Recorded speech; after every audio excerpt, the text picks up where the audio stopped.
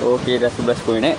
So sekarang ni dekat camp 3. So kami nak menuju ke camp yang seterusnya, camp 4. Okay, let's go.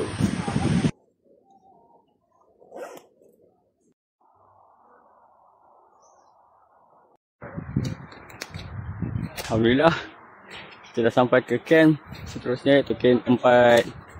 Okay, ngam-ngam pukul 12 sampai di camp 4. Okay.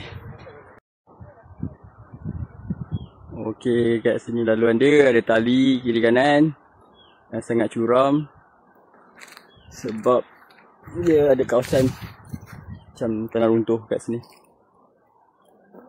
Jalan malam dah sampai camp 5. Camp 5. Okey guys, sekarang menuju ke pos camp 6. So kita baru je berlepas daripada pos 5 ni. So perjalanan daripada pos 5 nak ke pos 6 memang dah start acak lah. Dah bermula dengan main tali macam ni. Tu nampak view. So dah mula macak.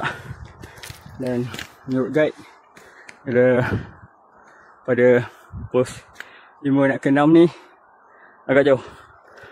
So agak tertinggal sikit lah. Okay, kita pun nak try. Dan pacak ni so slow. Okay, alright guys. Okay.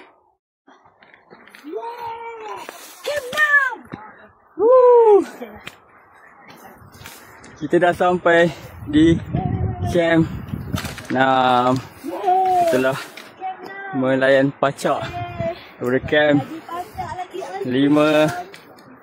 Kita dah sampai di camp 6. Kamera hilang tak? Okay. Okay, pukul 5 suku. Kita akan menuju ke camp terakhir atau camp 7. Okay, jom.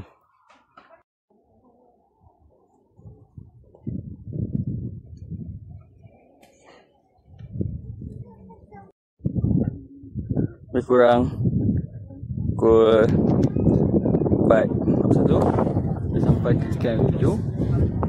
So ini lelaki-lelaki semua akan bermalam kat sini lah sebelum kita sampai atas esok. Okay.